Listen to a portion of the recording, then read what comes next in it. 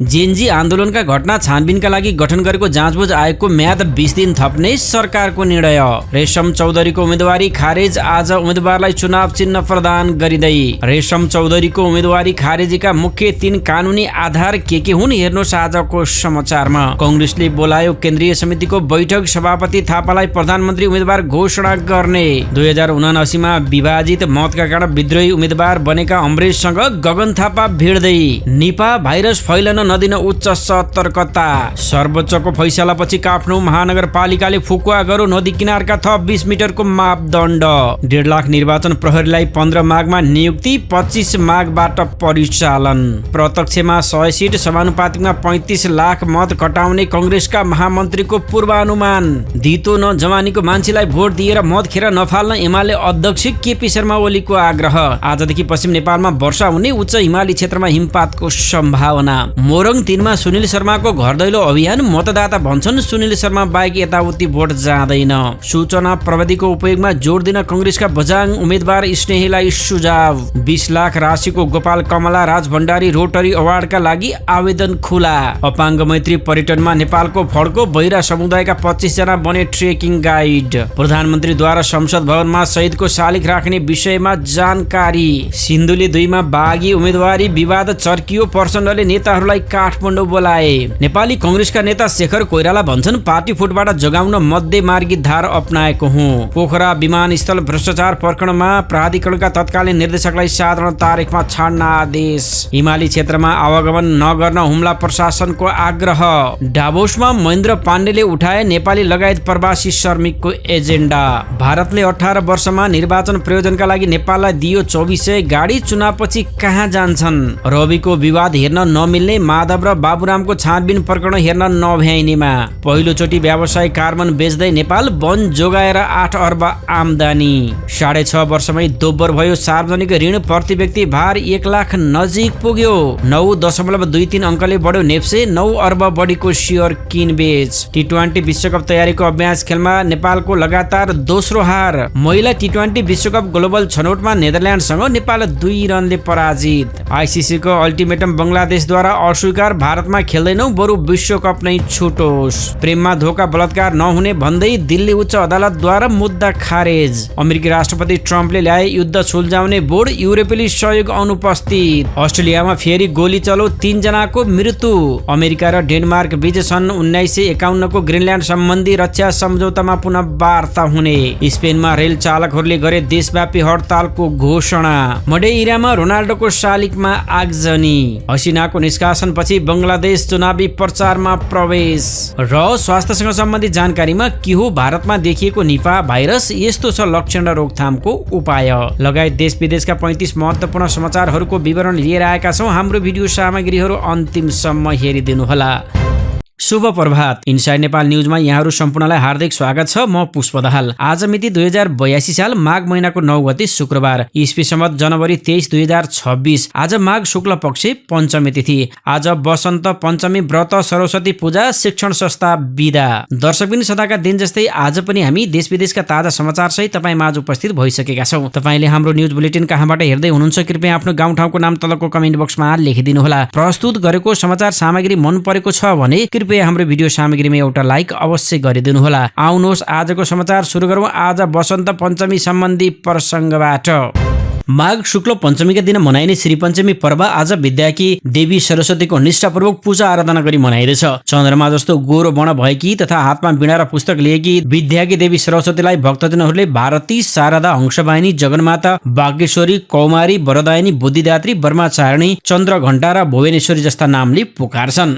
विद्या र सृजनाकी देवी भएकाले विशेष गरी साहित्यकार, कलाकार, पत्रकार, शिक्षक र विद्यार्थी आफ्नो कला साधनाका वस्तु, कलम, कापी, कुची र वाद्य यन्त्र आदिलाई सरस्वतीका रूपमा पूजा आराधना गर्ने गर्छन्। सरस्वतीलाई तान्त्रिकहरूले तन्त्र सिद्धिका लागि तारा देवीका रूपमा पनि मान्छन्। सूर्य उत्तरतिर लागि दिन लामो हुने र वसन्त ऋतु प्रारम्भ हुने विश्वासका साथ आजको दिनलाई वसन्त पञ्चमी पनि भनिन्छ। ऋग्वेदमा बाघ देवीका नामले प्रसिद्ध पाएकी ब्रह्माकी अर्धाङ्गिनी ब्रह्मायणीको पूजा उपासनाले सबै प्रकारको ज्ञान, सिद्धि र समृद्धि प्राप्त हुने उल्लेख छ। यसै कारणले सरस्वती पूजालाई ठूलो महत्त्व दिइन्छ। आजको दिन सरस्वतीको पूजा गरी विद्या आरम्भ गरेमा सर्वसिद्धि प्राप्त हुन्छ भन्ने विश्वास रहेको छ। आजको दिन विवाह, व्रतबन्ध, गुफा राख्ने र बेल विवाह जस्ता सामाजिक तथा धार्मिक कार्य गर्न सायद हेर्नु पर्दैन भन्ने मान्यता छ। यस वर्ष भने शुक्र अस्त भएकाले विवाह, व्रतबन्ध जस्ता कार्य यस पर्वमा गरिँदैन। यस दिन बालबालिकालाई शिक्षा आरम्भ गराउने र नाक कान छेड्ने पनि शुभ दिन मानिन्छ। उपत्यकाका स्वयम्भू, मैतीदेवी र गौरीधारा स्थित नील सरस्वती, ललितपुरको लेले लगायत अन्य जिल्लामा रहेका सरस्वतीका मन्दिरहरूमा बिहानैदेखि पूजा आराधना गर्न भक्तजन खास गरी छात्र छात्राको घुइँचो लाग्ने गर्छ।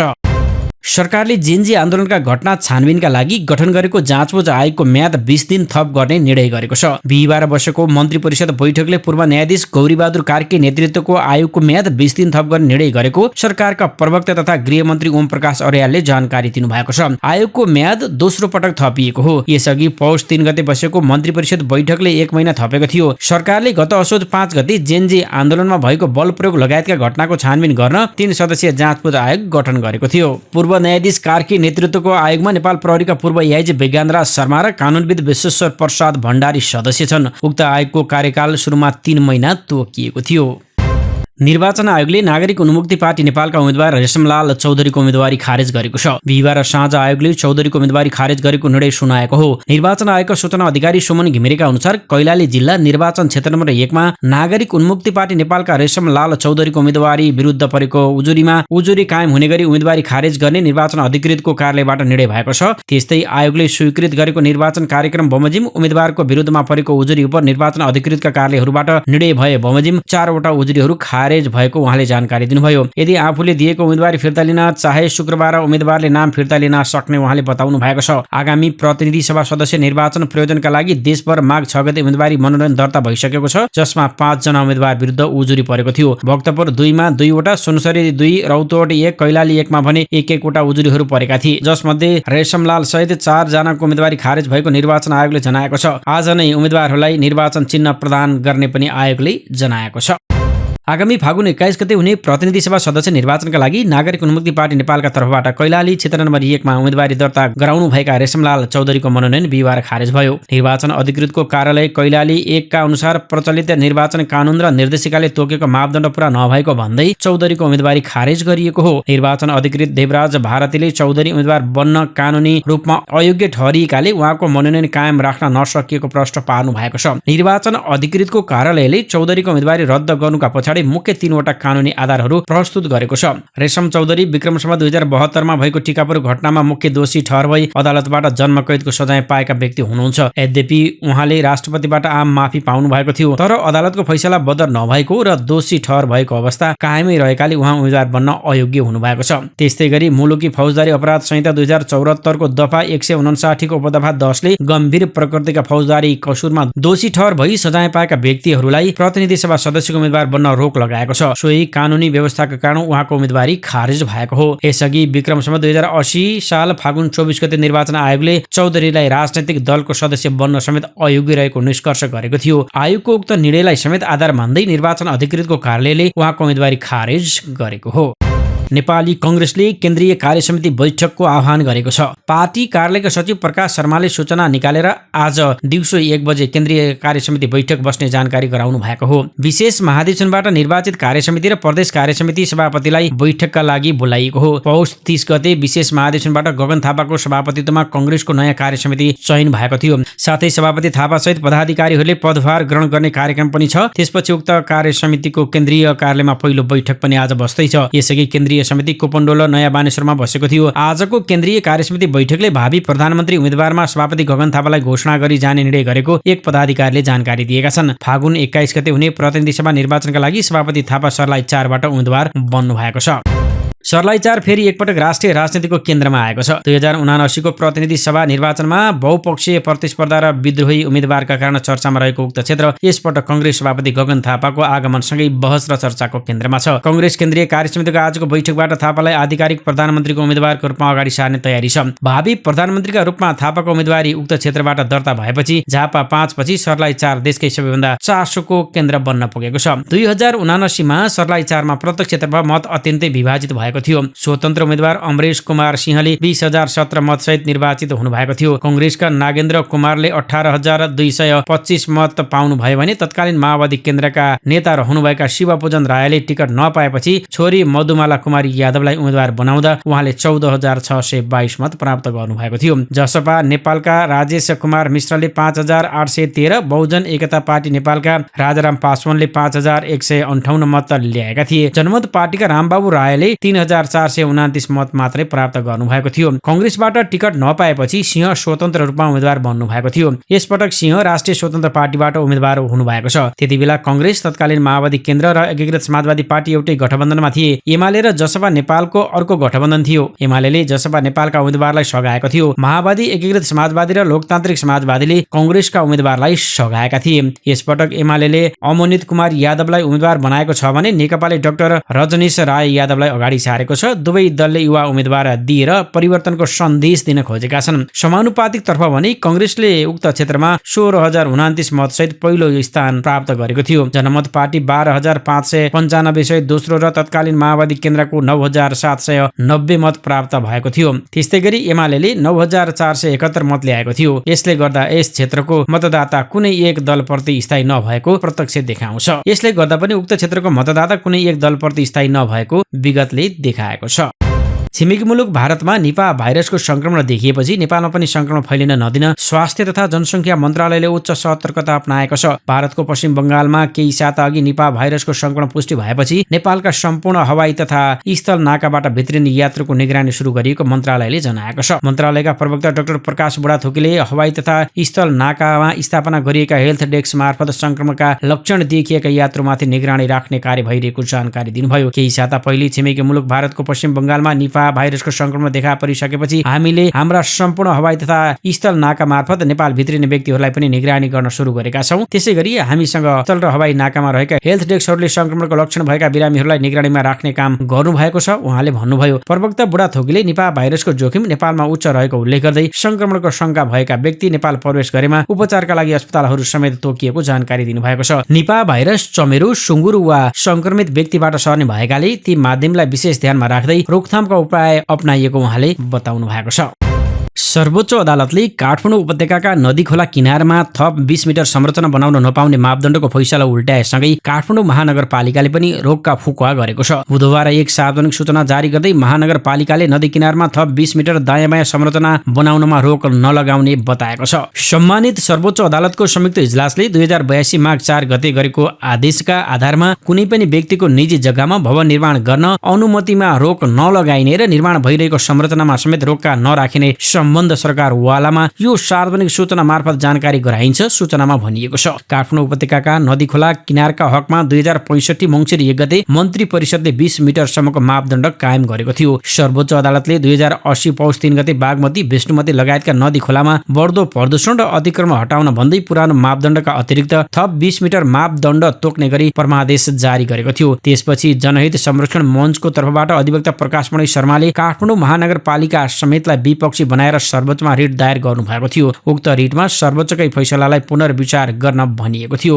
सर्वोच्चकै अघिल्लो फैसलालाई आधार मान्दै 2081 साल साउन 24 गते तत्कालीन मेयर बालेन शाहले संरचना निर्माण गर्न रोक लगाउने निर्णय गर्नुभएको थियो। त्यसैको पुनर्विचार गर्न माग गरिएको रिटमा माघ 4 गते सर्वोच्च अदालतका न्यायाधीशहरू सुनिल कुमार पोखरेल, बालकृष्ण ढकाल र निरवध्वज निरौलाको संयुक्त इजलासले पहिलेको आदेशको केही विषय उल्ट्याउने आदेश दिएको थियो। यसरी अघिल्लो फैसलाको केही उल्ट्याउने आदेशसँगै नदी खोला किनारमा 2065 सालको मापदण्ड अनुसार 20 मिटरको मापदण्ड लागू भएको छ।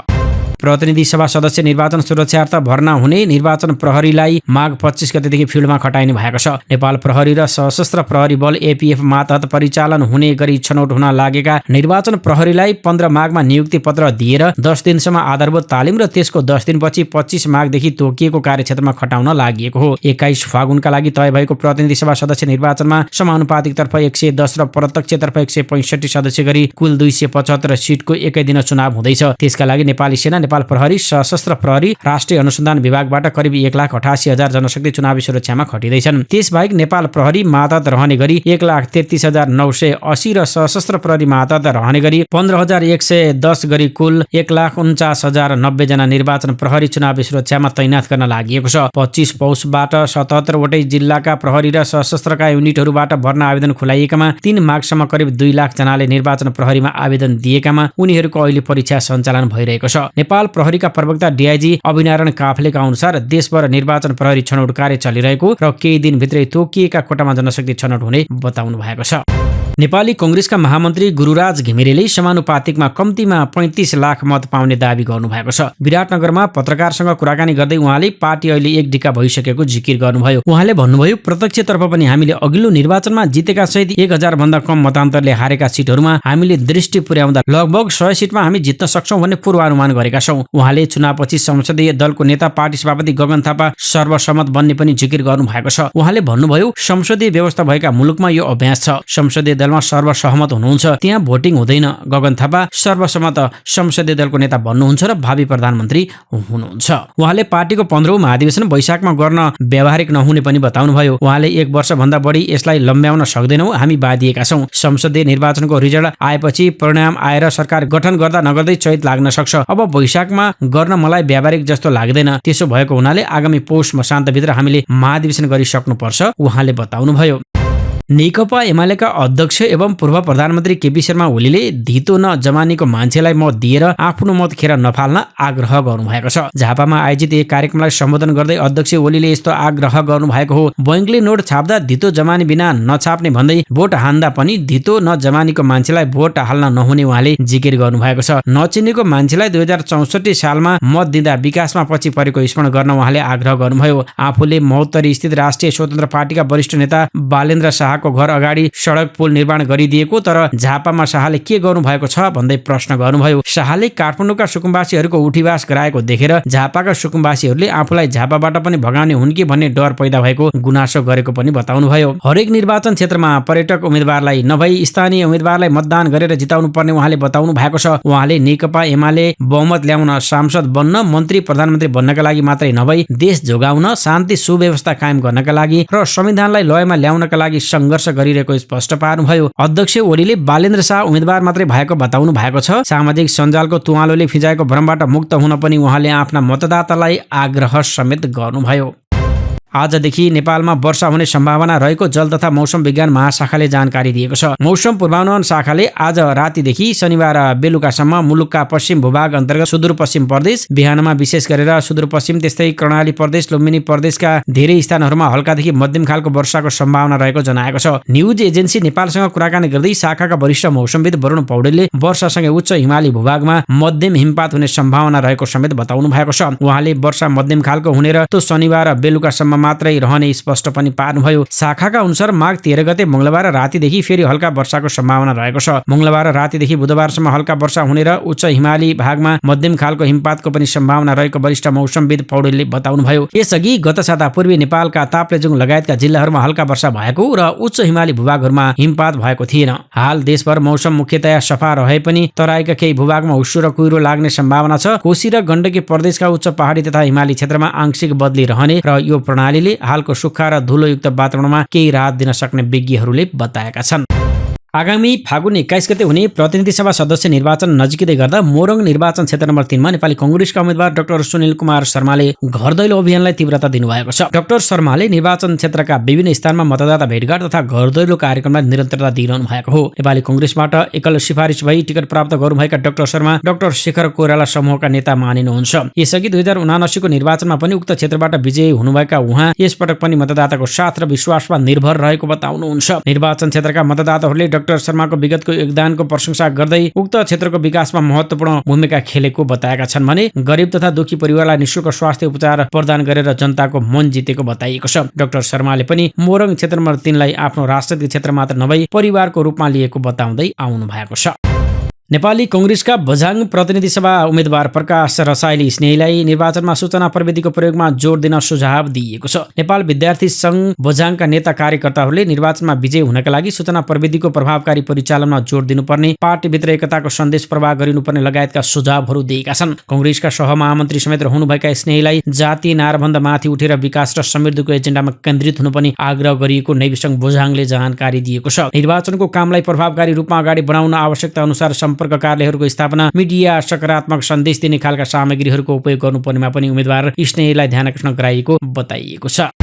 20 लाख राशिको गोपाल कमला राज भण्डारी लोटरी अवार्डका लागि आवेदन खुला गरिएको छ। रोटरी क्लब नेपालले बिहिबार काठमाडौँमा पत्रकार सम्मेलनको आयोजना गरी सो अवार्ड प्राप्त गर्नका लागि माघ 22 गतेसम्म आवेदन पेश गर्न आह्वान गरेको हो। सो अवार्डका लागि रोटरी डिस्ट्रिक्ट कार्यालय थापाथली, रोटरी भवन र देशका विभिन्न स्थानहरूमा रहेका 136 वटा क्लबहरूबाट सो आवेदनका फारमहरू प्राप्त गर्न र बुझाउन सकिने अवार्ड समितिका प्रमुख राजेन्द्र मान सर्चनले बताउनु भएको छ। पेशा, व्यवसाय तथा उद्योगमा निरन्तरता, उत्कृष्टता प्रदान गरेको दूरदृष्टि, नवप्रवर्तन तथा सृजनशीलता, जोखिम लिन सक्ने साहस देखिएको, अरूलाई प्रेरणा वा उत्प्रेरणा देखाएको, समाजमा उदाहरणीय काम गरेका व्यक्ति सङ्घ संस्थाले उक्त अवार्डका लागि आवेदन दिन सक्छन्। सन् 2010 सालमा 10 लाखको राशिबाट सुरु गरेको उक्त अवार्ड आगामी फागुन 7 गते पोखरामा आयोजना हुने 18औं डिस्ट्रिक्ट सम्मेलनमा प्रदान गरिने रोटरी क्लबले जानकारी दिएको छ। अन्नपूर्ण गाउँपालिका कास्कीका विश्वमित्र भित्रकोटीको श्रवण शक्ति छैन। स्नातक तहमा अध्ययनरत उहाँको रुचि पर्यटनमा छ। उहाँ घुम्न रुचाउनुहुन्छ। आफू मात्रै होइन, विदेशबाट आएका पर्यटकलाई पनि घुमाउने उहाँको रहर छ। केही वर्ष अघि उहाँले आफ्नै गाउँ घान्द्रुकमा अमेरिका र युरोपबाट आएका पर्यटकलाई गाइड गर्नुभयो। तर आफू कान नसुन्ने भएकाले कान सुन्ने पर्यटकलाई गाइड गर्न सहज भएन। अर्कोतर्फ पर्यटक गाइडको अनुमति पत्र पनि थिएन, त्यसैले कामलाई निरन्तरता दिन सकिन उहाँ भन्नुहुन्छ। तर पर्यटक गाइड बन्ने रहर भने जीवितै थियो। अहिले उहाँले 35 दिने पर्यटक गाइडको तालिम सकेर अनुमति प्राप्त पनि गर्नु भएको छ। उहाँको रहरलाई नेपाल पर्यटन बोर्ड, युएनडीपी राष्ट्रिय बहिरा महासंघले सार्थक बनाइदिएको छ। नेपाल पर्यटन बोर्ड, युएनडीपी नेपालको सहलगानीमा सञ्चालित दिगो पर्यटन परियोजनाले Nepal academy of tourism and hotel management र राष्ट्रिय बहिरा महासंघको सहकार्यमा नेपालमै पहिलो पटक बहिरा व्यक्तिहरूका लागि ट्रेकिङ गाइड तालिम सञ्चालन गरेको हो। तालिम बिनाको पर्यटक गाइड र तालिम पछिको अवस्था तुलना गर्दै उहाँले भन्नुभयो, धेरै कुरा सिक्ने मौका पाएको छु र मेरो क्षमता पनि वृद्धि भएको छ। तालिममा 5000 उचाइसम्म हिमाली भेगको ट्रेकिङ गाइडको बारेमा सम्पूर्ण जानकारी पाएपछि अब उहाँलाई 8000 मिटर उचाइसम्मकै गाइड लाइन बारे पनि बुझ्न मन लागेको छ। काठमाडौँको टेकुका रविता देउला स्नातक तह 4औं वर्षमा अध्ययनरत हुनुहुन्छ। उहाँ सांकेतिक भाषा सिकाउने काम पनि गर्नुहुन्छ। नयाँ नयाँ कुरा सिक्न र जान्न मन पराउने उहाँले गत महिना ट्रेकिङ गाइड सम्बन्धी तालिम लिने अवसर पाउनुभयो। तालिममा उहाँले उच्च हिमाली क्षेत्रमा आइपर्न सक्ने स्वास्थ्य समस्या र प्राथमिक उपचारको बारेमा सिक्ने अवसर पाउनुभयो। उहाँले यसअघि पनि भुटान, फिलिपिन्स तथा अन्य देशबाट आएका बहिरा पर्यटकलाई काठमाडौँका पर्यटकीय स्थल घुमाउने गर्नु भएको थियो। पर्यटक गाइड सम्बन्धी सम्पूर्ण सिप सिक्न पाएकाले तालिमले आत्मविश्वास बढाएको उहाँ बताउनुहुन्छ। तथ्याङ्क विभागका अनुसार देशभर 1,02,000 बहिरा छन्, तर महासंघले भने बहिराको संख्या 4 लाख बढिरहेको दावी गरेको छ। विश्वभर करिब 50 करोड बहिरा रहेको अनुमान गरिन्छ। दिगो पर्यटन परियोजनाका प्रवर्तक धर्मराज दवाडीले नेपाल घुम्न आएका बहिरा पर्यटकले बहिरा व्यक्ति नै ट्रेकिङ गाइड नहुँदा सञ्चारमा समस्या भएको गुनासो आएपछि आफूहरूको ध्यानकर्षण भएको बताउनुभयो। तालिमले बहिरा व्यक्तिलाई पनि ट्रेकिङ गाइडको रूपमा विकास गर्दै विश्वभर बहिरा पर्यटकलाई नेपाल भ्रमण सहज छ भन्ने सन्देश दिन खोजिएको उल्लेख गर्नु भएको छ। यसले दिगो पर्यटनमा पनि सघाउ पुग्ने विश्वास उहाँले व्यक्त गर्नुभयो। प्रधानमन्त्री सुशीला कार्कीले संसद भवनमा जेनजी आन्दोलनका शहीदहरूको शालिग राख्ने विषयमा भएको प्रगतिबारे जानकारी लिनुभएको छ। प्रधानमन्त्री कार्कीले बिहिबार सिंहदरबारमा विभिन्न मन्त्री र सम्बन्धित निकायका अधिकारीहरूलाई बोलाएर निर्माणाधीन संसद भवन परिसरमा शहीदका शालिग राख्ने विषयमा छलफल गर्नुभएको हो। छलफलमा अर्थमन्त्री रामेश्वर खनाल, गृहमन्त्री ओमप्रकाश अर्याल, कृषि तथा खानेपानी मन्त्री डाक्टर मदन परियार, शहरी विकास मन्त्री कुमार इङनाम, संघीय संसदका महासचिव पद्मप्रसाद पाण्डे, प्रधानमन्त्री कार्यालयका सचिव गोविन्द बहादुर कार्की, अर्थ सचिव घनश्याम उपाध्याय, शहरी विकास सचिव गोपाल सिग्देल, कानून सचिव पारासो र ढुङ्गाना लगायतको सहभागिता रहेको थियो। शहरी विकास सचिव सिग्देलले शालिग राख्नका लागि पहिचान गरिएका ठाउँ र सम्भावित डिजाइनबारे जानकारी दिँदै सुझाव तथा निर्देशनका लागि आग्रह गर्नुभएको छ। प्रधानमन्त्री कार्कीले यस विषयमा ढिलो नगरी संसद भवन निर्माण सम्बन्धी योजना सञ्चालन गरी निर्माण कार्य अगाडि बढाउन निर्देशन दिनुभएको छ। सिन्धुली 2 मा नेपाली कम्युनिस्ट पार्टीका आधिकारिक उम्मेदवार विरुद्ध बागी उम्मेदवारी दिएपछि संयोजक प्रचण्डले नेता हरिबोल गजुरेल, महेश्वर दाहाल लगायत नेताहरूलाई काठमाडौँ बोलाउनु भएको छ। जिल्ला कार्यदल भन्दा बाहिरबाट सिफारिस भएका लेखनाथ दाहाललाई उम्मेदवार बनाएकामा असन्तुष्ट देखिएका महेश्वरले माघ 6 गते बागी उम्मेदवार दर्ता गराउनु भएको थियो। साबिक माओवादी केन्द्रको कोशी प्रदेश इन्चार्ज समेत रहनुभएका गजुरेलकै प्रस्तावमा प्रेसिडेन्ट नेपालका संस्थापक अध्यक्ष समेत रहनुभएका महेश्वर दाहालले बागी उम्मेदवार दिएपछि विवाद चर्किएको छ। निर्वाचन आयोगले उम्मेदवारी फिर्ता लिने समय आज अपराह्नसम्म तोकेको छ, तर प्रचण्डसँग असन्तुष्ट रहनुभएका गजुरेलले उम्मेदवारी फिर्ता नलिने बताइरहनु भएको छ। पछाडि हटे भिर, अगाडि हटे पहरा, हामी अप्ठ्यारोमा छौँ। जिल्ला कार्यदलले सिफारिस नै नगरेका व्यक्तिलाई नेतृत्वले उम्मेदवार बनायो। हामीसँग सल्लाह नै नगरी बाहिरका व्यक्तिलाई टिकट दिएपछि त्यसको प्रतिरोध गरेका हौँ, उहाँ भन्नुहुन्छ। गजुरेलका अनुसार सिन्धुली 2 बाट पहिलोमा प्रचण्ड, दोस्रोमा गजुरेल, तेस्रोमा पानीराज बमजन, चौथोमा महेश्वर दाहाल, पाँचौंमा अनिता राई र जेएनजीबाट सुमन राणा सिफारिस भएकोमा टिकट पाएका दाहाल क्षेत्र नम्बर 1 बाट सिफारिस भएको उहाँ बताउनुहुन्छ। नेपाली कांग्रेसका नेता डाक्टर शेखर कोइरालाले पार्टी फुटबाट जोगाउन आफूले मध्यमार्गी धारा अपनाएको बताउनु भएको छ। बिहिबार मोरङ क्षेत्र नम्बर 6 सुन्दर हरैचामा आयोजित अगुवा कार्यकर्ता भेटघाट तथा छलफल कार्यक्रममा नेता कोइरालाले पार्टीलाई जोगाउनका लागि आफूले शान्त र सम्य पक्षलाई रोजेको बताउनु भएको छ। प्रतिनिधि सभा निर्वाचनका लागि पार्टी अगाडि बढिसकेको बताउँदै नेता कोइरालाले निर्वाचनले मुलुकलाई प्रष्ट निकास दिने स्पष्ट पार्नुभयो। छलफलमा नेता कोइरालाले विशेष महाधिवेशनमा सहभागी नभएको विषयमा प्रस्ताउँदै भन्नुभयो, म विशेष महाधिवेशनमा गएको भए पार्टी विभाजन हुन सक्थ्यो, पार्टी नफुटोस् भनेर मैले बीचको बाटो लिएको हुँ। विशेष महाधिवेशन पार्टीको प्रक्रिया भएको बताउँदै नेता कोइरालाले भन्नुभयो, यो पार्टीको एउटा प्रक्रिया हो। आज डिला संग्रौलाजी र म एक स्थानमा छौँ, निर्वाचन दौडमा सँगै हिँडिरहेका छौँ, त्यसैले महाधिवेशनको विषय सकियो, त्यसतर्फ नजाउँ। छलफलमा नेता कोइरालाले सो क्षेत्रको जनताको शिर राष्ट्रिय राजनीतिमा झुक्न नदिएको स्पष्ट पार्नु भएको छ। पार्टी फुटाएर हिँड्नुभन्दा पनि पार्टीलाई जोडेर निकास दिनु नै अहिलेको उत्तम विकल्प भएको उहाँको भनाइरहेको छ। विशेष अदालतले पोखरा अन्तर्राष्ट्रिय विमानस्थल निर्माणमा भ्रष्टाचार मुद्दाको अभियोग लागेका नेपाल नागरिक उड्डयन प्राधिकरणका तत्कालीन निर्देशक मुकुन्द प्रसाद भण्डारीलाई साधारण तारिखमा छाड्ने आदेश दिएको छ। विशेष अदालतका न्यायाधीशहरू नारायण प्रसाद पौडेल, हेमन्त राहुल र डेली रत्न श्रेष्ठको इजलासले बिहिबार तत्कालीन निर्देशक भण्डारीलाई साधारण तारिखमा छाड्ने आदेश दिएको छ। अख्तियार दुरुपयोग अनुसन्धान आयोगले गत मङ्सिर 21 गते भण्डारीलाई 8 अर्ब 36 करोड 73,55,297 रुपियाँको बिको दाबी माग गर्दै भ्रष्टाचार मुद्दा दायर गरेको थियो। आयोगले प्राधिकरणका तत्कालीन निर्देशक भण्डारी सहित 55 जना विरुद्ध विपक्षी बनाएर भ्रष्टाचार मुद्दा दर्ता गरेको थियो। जिल्ला प्रशासन कार्यालय हुम्लाले जिल्लाको हिमाली क्षेत्रमा आउजाउ नगर्न आग्रह गरेको छ। बिहिबार सार्वजनिक सूचना जारी गरी उच्च हिमाली भेगमा हिमपातको सम्भावना भएकाले आउजाउ नगर्न भनेको हो। जिल्लाको नाम्खा गाउँपालिका 6 को लिमी क्षेत्रमा पर्ने न्यालु लेक, लिमी लाप्चा र नारा लेकमा आउजाउ नगर्न प्रशासनले आग्रह गरेको छ। जल तथा मौसम विज्ञान विभागले हिमपातको पूर्वानुमान गर्दै सूचना जारी गरेसँगै जिल्ला प्रशासन कार्यालय हुम्लाले सचेत गराएको हो। हिमपात हुने सम्भावना भएपछि उच्च सतर्कता अपनाउन प्रशासनले अनुरोध पनि गरेको छ। वर्ल्ड इकोनोमी फोरमले स्विजरल्यान्डको डाभोसमा आयोजना गरेको वार्षिक समारोहमा नेपालका महेन्द्र पाण्डेले प्रवासी श्रमिकले झेलिरहेको समस्याबारे आफ्नो प्रस्तुति दिनुभएको छ। विश्वभरिका राजनैतिक तथा आर्थिक क्षेत्रका नेताहरू सहभागी उक्त फोरममा पाण्डेले आफ्नो किशोरकालीन श्रमिक अनुभव सुनाउनुभयो। संयुक्त राज्य अमेरिका मुख्यालय रहेको ह्युम्यानिटी युनाइटेडको ह्युमन ट्राफिकिङ निर्देशकका रूपमा विश्वभरका प्रवासी मजदुरका मुद्दा हेरिरहनुभएका पाण्डेले तथ्याङ्क सङ्कलन तथा प्रशोधनले श्रमिकहरूको वास्तविकता झल्काउन सक्नुपर्ने बताउनु भएको छ। म 20 वर्षको नपुग्दै म साउदी अरेबियामा प्रवासी श्रमिकको रूपमा पुगे। अरू प्रवासी कामदारहरूको पनि मेरो जस्तै कथा होला, पाण्डेले फोरममा भन्नुभयो। हामी तथ्याङ्क र एआई को दुनियाँको कुरा गर्दा गर्दै हामीले प्रवासी कामदारको तथ्याङ्कका बारेमा मात्रै भनिरहेका हुँदैनौँ, उनीहरूको संख्या र अरू तथ्याङ्कसँग विभिन्न कथाहरू पनि जोडिएका हुन्छन्। श्रमिकलाई समावेश नगराई गरिने प्रविधि विकासले वास्तविक यथार्थ बाहिर नआउने उहाँले बताउनु भएको छ। सरकार, निजी क्षेत्र र श्रमिकका बीचमा विश्वासको वातावरण बनाउनका लागि नीति बनाउनु पर्ने पाण्डेले बताउनुभयो। कतिपय श्रमिकहरूको अकारण पासपोर्ट खोसिन्छ, तलब समयमा दिइँदैन। म आफैले नेपाली रुपियाँ 50,000 बिना कारण तिर्नु परेको थियो, उहाँले सुनाउनुभयो। यी सबैका वास्तविक कथाहरू बाहिर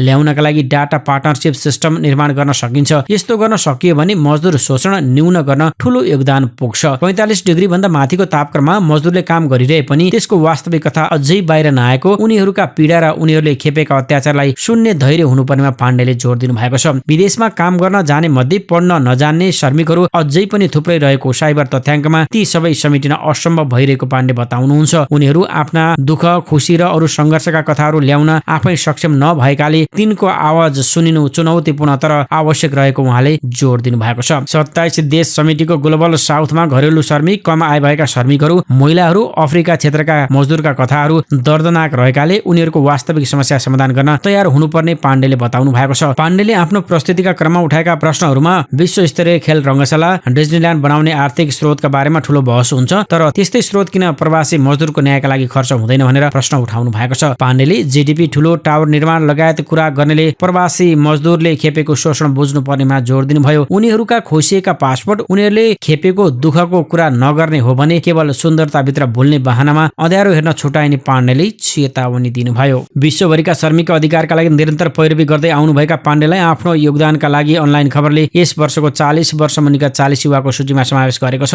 पाण्डेले डाभोसमा अमेरिकी पूर्व उपराष्ट्रपति अल गोर, बेलायती पूर्व प्रधानमन्त्री टेरेसा मे, फिफाका पूर्व प्रमुख सेफ ब्लाडर लगायतसँग संवाद पनि गर्नु भएको छ।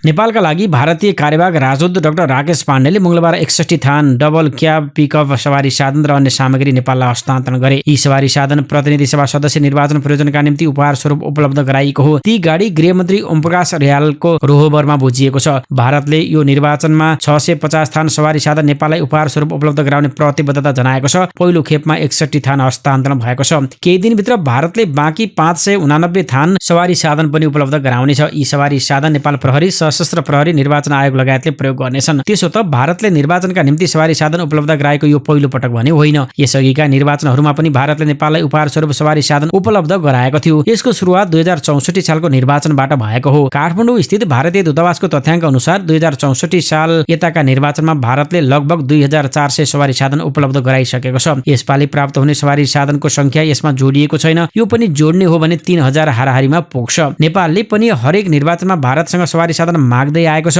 हरेक निर्वाचनमा सवारी साधन भारतबाट आउँछन् र फेरि पनि अर्को निर्वाचनमा सवारी साधन माग्न छाडिँदैन। निर्वाचनका निम्ति भित्रिएका सवारी साधन कहाँ जान्छन्? किन प्रत्येक निर्वाचनको मिति घोषणासँगै अरबौं रुपियाँ पर्ने 100औं सवारी साधनको माग हुन्छ? भारतले दिएका सवारी साधन कहाँ जान्छन् र पटक पटक मागिरहनु पर्छ? गृह मन्त्रालयका प्रवक्ता आनन्द काफ्लेले बाह्रखरीसँग भन्नुभयो, निर्वाचन प्रयोजनका लागि उपहार स्वरूप प्राप्त सवारी साधन निर्वाचन सकिएपछि सुरक्षा निकायले प्रयोग गर्ने गर्छन्। उहाँका अनुसार नेपालका सुरक्षा निकाय, नेपाल प्रहरी, सशस्त्र प्रहरी बल र राष्ट्रिय अनुसन्धान विभागले आफ्नो नियमित बजेटबाट आवश्यक सवारी साधन खरिद नगरेको धेरै भयो। यो बजेट अभावकै कारण हो। नेपालको मागपछि भारतले पहिलो पटक निर्वाचन प्रयोजनका लागि 2064 साल माघ 11 गते नेपाललाई सवारी साधन उपलब्ध गराएको थियो। त्यतिबेला 1200 वटा फोर व्हील सवारी साधन भित्रिएका थिए, जसको मूल्य 2 अर्ब 56 करोड पर्थ्यो। त्यस अतिरिक्त निर्वाचन आयोगलाई 2064 सालमा भारतले 80 वटा सवारी साधन सहयोग स्वरूप उपलब्ध गराएको थियो। त्यसअघि भारतले राष्ट्रसँगै मिसन अनमिनलाई 87 वटा सवारी साधन उपलब्ध गराएको थियो। पहिलो संविधान सभा असफल भएपछि 2070 मङ्सिर 4 गते दोस्रो संविधान सभा निर्वाचन भएको थियो। उक्त निर्वाचनमा पनि 100औं गाडी माग गरिएका थिए। भारतले दोस्रो संविधान सभाका बेला गृह मन्त्रालयले 716 र निर्वाचन आयोगले 48 वटा सवारी साधन बुझेका थिए, जसमा 450 वटा डबल क्याब पिकअप, 135 वटा जीप, 30 वटा कार, 75 वटा ट्रक, 10 वटा पानी ट्याङ्कर र 16 वटा बस थिए। भारतले अख्तियार दुरुपयोग अनुसन्धान आयोगलाई पनि सवारी साधन उपलब्ध गराएको देखिन्छ।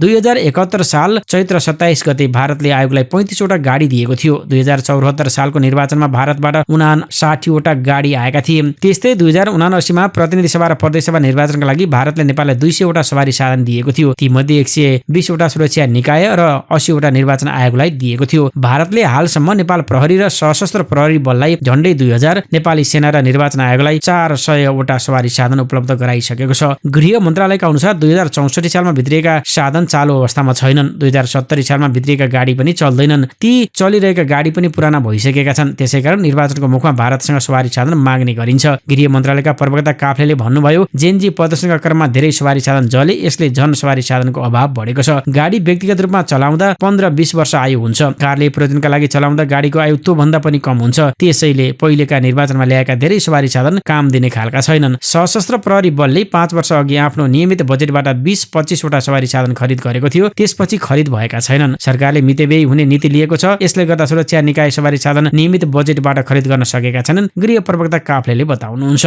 जेन्जी प्रदर्शनमा धेरै सुरक्षा निकायका धेरै सवारी साधनमा आगजनी भएपछि निकै अप्ठ्यारो परेको छ। त्यसै कारण सवारी साधनको सहारै नै अभाव भएपछि चालु आर्थिक वर्षमा नियमित र थप बजेटबाट सुरक्षा निकायलाई 377 वटा सवारी साधन खरिद गर्न लागि छ। यी सवारी साधन नेपाल प्रहरी, सशस्त्र प्रहरी बल र राष्ट्रिय अनुसन्धान विभागलाई खरिद गर्न लागि काफले बताउनुहुन्छ।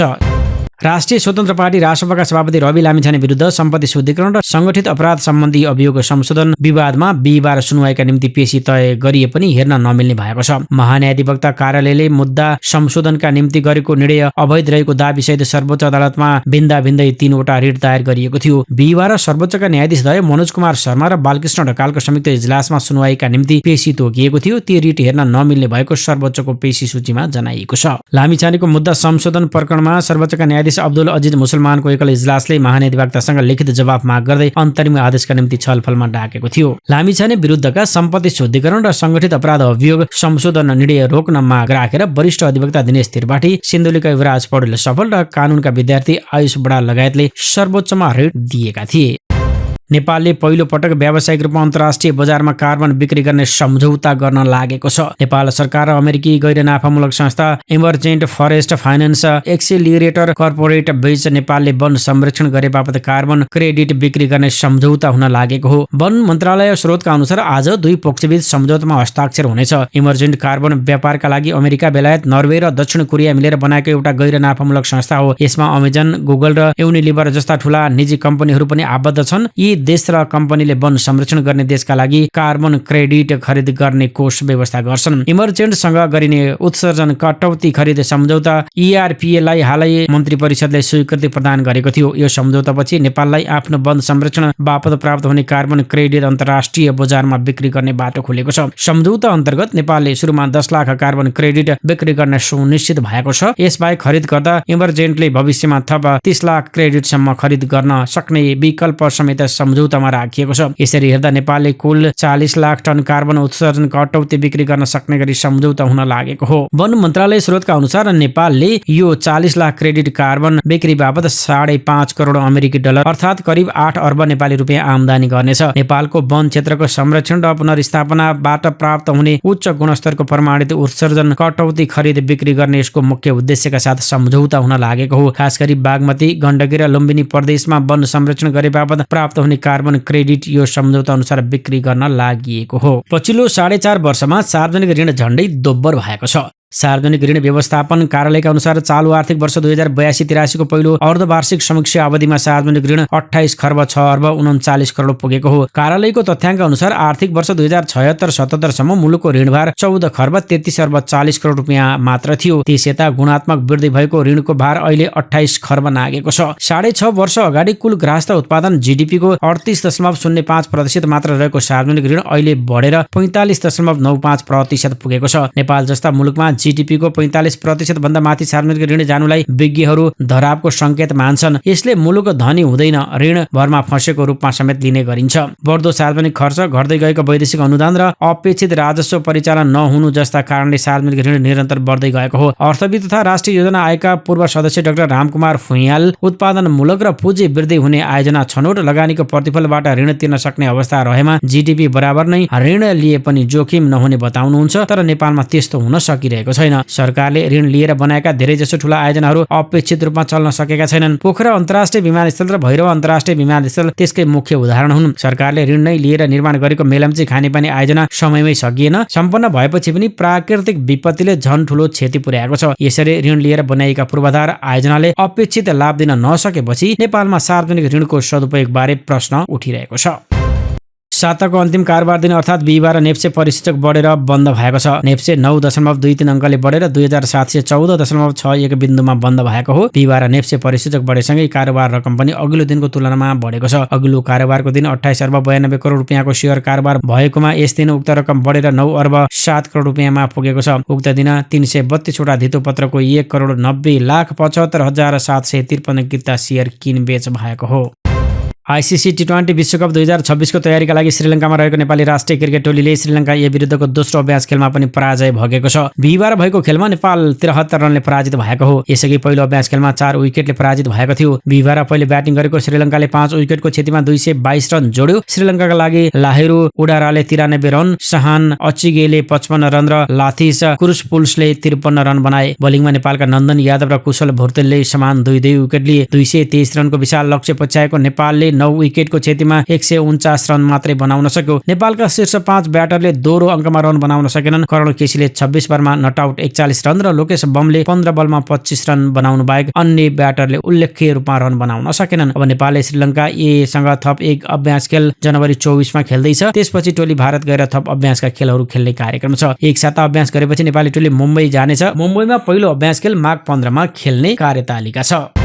आइसिसी महिला टी20 विश्वकप ग्लोबल छनौटको आफ्नो दोस्रो खेलमा पनि नेपाल पराजित भएको छ। नेपाल 2 रनको झिनो अन्तरले पराजित भएको हो। 141 रनको लक्ष्य पछ्याएको नेपालले 20 ओभरमा 7 विकेट गुमाउँदै 138 रन मात्रै बनाउन सक्यो। अन्तिम ओभरमा 13 रन आवश्यक हुँदा रुबिना छेत्री र सीता राणा मगर मिलेर 10 रन मात्रै जोड्न सके। त्यसअघि नेपाललाई 24 बलमा 48 रन आवश्यक हुँदा सीता र रुबिना मिलेर खेललाई अन्तिम ओभरसम्म पुर्याएका थिए। रुबिनाले अभिजित 37 रन, सीता राणा मगरले अभिजित 27 रन बनाए। बिन्दु रावलले 18 रन बनाए। नेदरल्यान्ड्सका लागि इसाबेल भान डर बोनिङले 3 विकेट लिइन्। त्यसअघि टस जितेर पहिले ब्याटिङ गरेको नेदरल्यान्ड्सले 20 ओभरमा 5 विकेट गुमाएर 140 रन बनाउँदै नेपाललाई 141 रनको लक्ष्य दिएको थियो। नेदरल्यान्ड्सका लागि कप्तान बाटेड डे लिडले सर्वाधिक 49 रन बनाइन्। स्टेर कालिसले 30 रन जोडिन्। रोबिन रिकेले 19 तथा आइरिस जुइलिङ 14 रनमा अभिजित रहे। नेपालका लागि रुबिना छेत्रीले 2 विकेट लिइन् भने रिया शर्मा, सुमन विष्ट र पूजा महतोले समान 1-1 विकेट लिए। नेपाल यसअघि पहिलो खेलमा थाइल्यान्डसँग पराजित भएको थियो। नेदरल्यान्ड्स यो जितसँगै सुपर 6 मा पुगेको छ।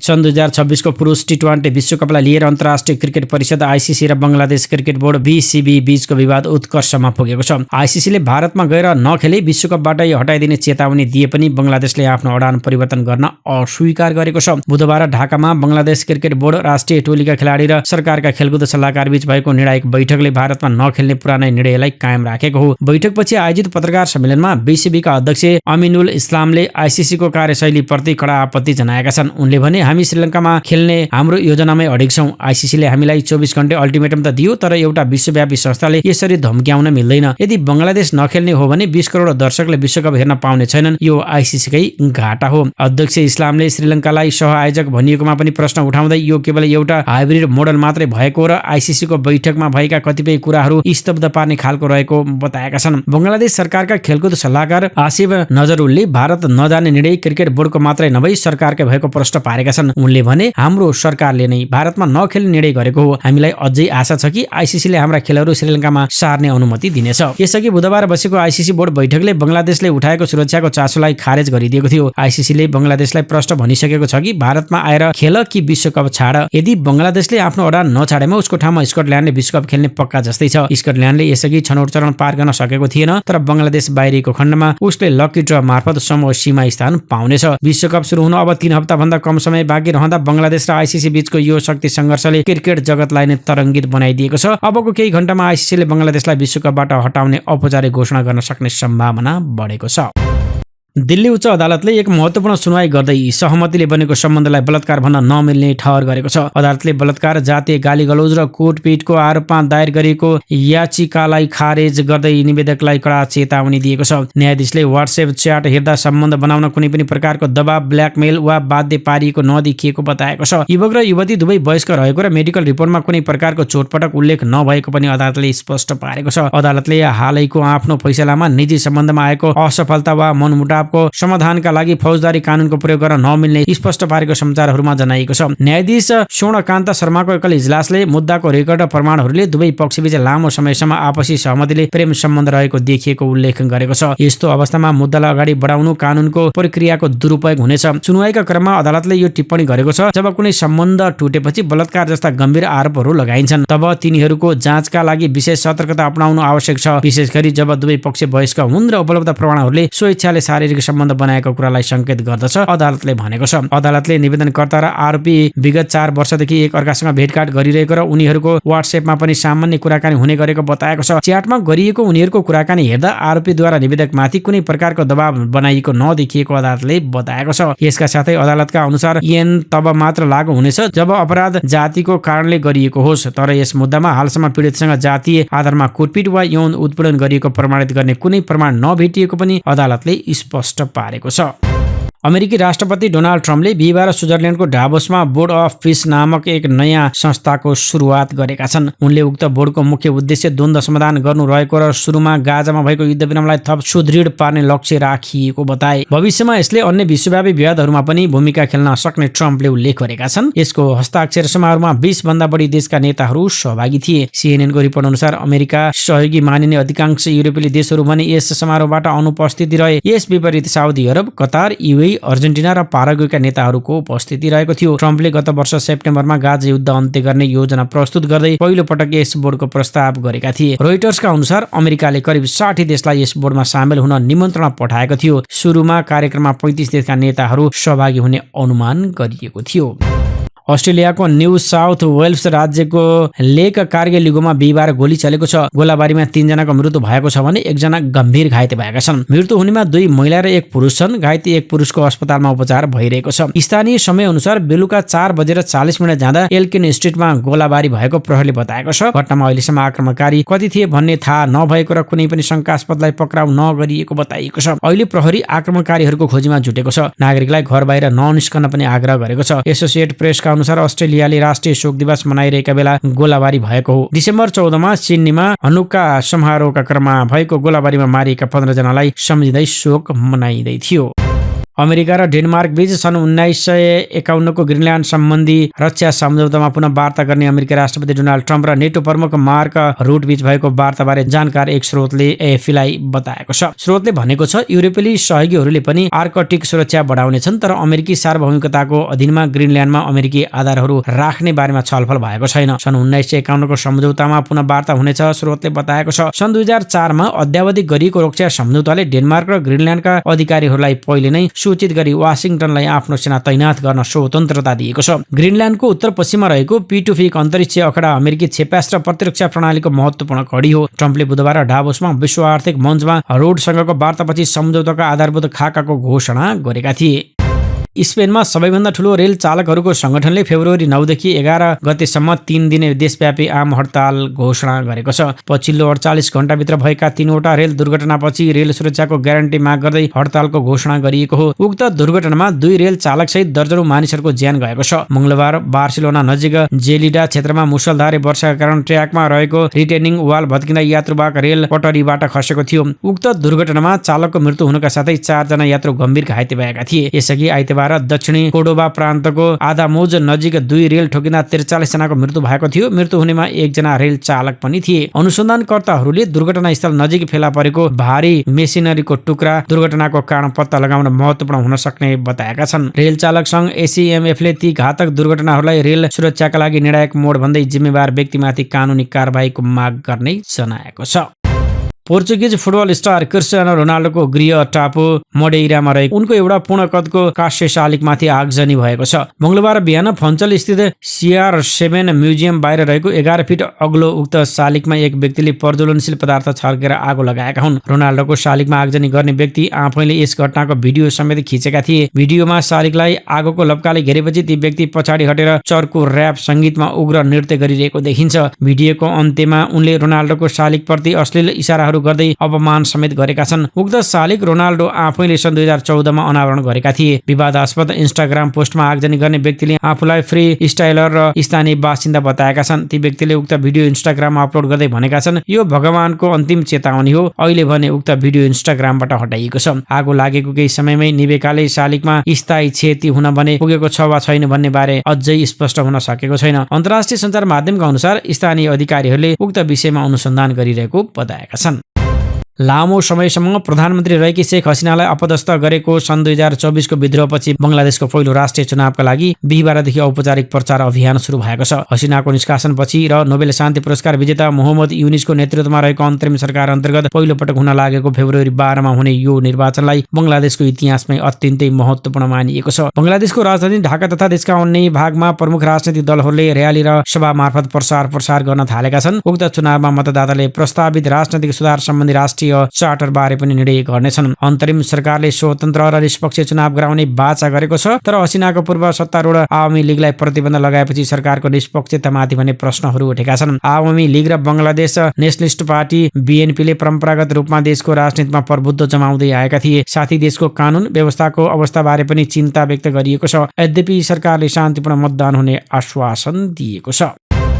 र स्वास्थ्यसँग सम्बन्धित जानकारीमा के हो भारतमा देखिएको निपाह भाइरस, यस्तो छ लक्षण र रोकथामका उपाय। छिमेकी मुलुक भारतमा निपाह भाइरसको संक्रमण देखिएपछि नेपालमा पनि संक्रमण फैलिन नदिन स्वास्थ्य तथा जनसङ्ख्या मन्त्रालयले उच्च सतर्कता अपनाएको छ। भारतको पश्चिम बंगालमा केही साता अघि निपाह भाइरसको संक्रमण पुष्टि भएपछि नेपालका सम्पूर्ण हवाई तथा स्थल नाकाबाट भित्रिने यात्रुको निगरानी सुरु गरिएको मन्त्रालयले जनाएको छ। त्यसो त निपाह भाइरस भनेको के हो त? निपाह भाइरस एक घातक जेनेटिक भाइरस हो। यसको मृत्युदर 40 देखि 75% सम्म हुन सक्छ। यो भाइरस मुख्य रूपमा फलफूल खाने चमेरो फ्रुट ब्याटबाट मानिसमा सर्छ। अहिले यो भाइरस फेरि चर्चामा आएको छ किनकि भारतको पश्चिम बंगाल राज्यमा जनवरी 2026 को सुरुवातमा यसका केही केसहरू पुष्टि भएका छन्। जनवरी 2026 मा पश्चिम बंगालको बारासात क्षेत्रमा 2 जना नर्सहरूमा निपाह भाइरसको संक्रमण पुष्टि भएको छ। दुवै नर्सहरू नारायण मल्टी स्पेसियालिटी अस्पतालमा कार्यरत थिए र गम्भीर अवस्थामा छन्। एकजना कोमामा र अर्का भेन्टिलेटरमा छन्। यी केसहरू 19 वर्षपछि पश्चिम बंगालमा निपाहको पुनरागमन भएको देखिएको छ। केही रिपोर्टहरूमा 5 वटासम्म केसहरू उल्लेख गरिएका छन्। करिब 120 जना उच्च जोखिममा रहेका सम्पर्कहरूलाई क्वारेन्टाइन र निगरानीमा राखिएका छन्।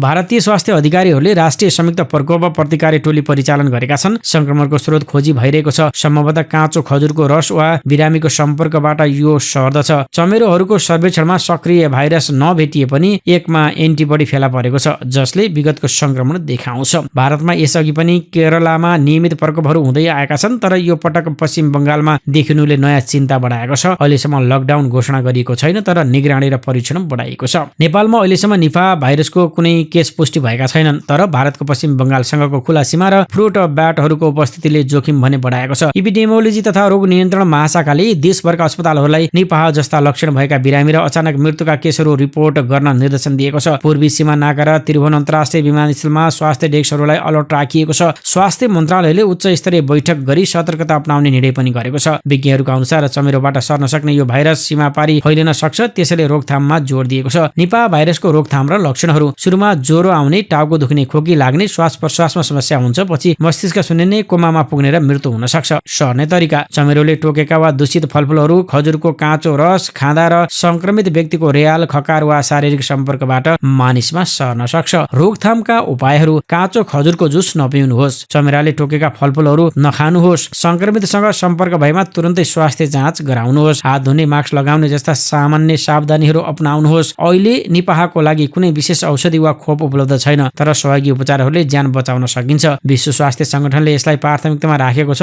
र खोपको विकास भइरहेको छ। नेपालमा जोखिम कम भए पनि सतर्क हुनु भने निकै आवश्यक छ। कुनै लक्षण देखिए तुरुन्तै नजिकको अस्पतालमा सम्पर्क गर्नुहोला।